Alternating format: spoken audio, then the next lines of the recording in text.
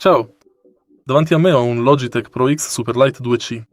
In questo video ti mostrerò come assegnare il cambio DPI a un pulsante del mouse.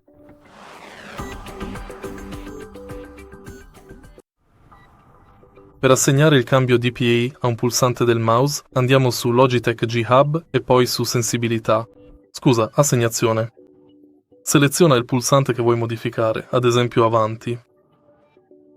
E ora, nel sistema, trova il cambio DPI.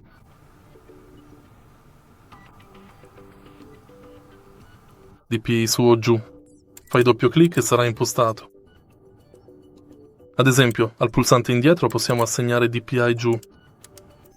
Se hai trovato utile questo video, lascia un like, un commento e iscriviti al canale.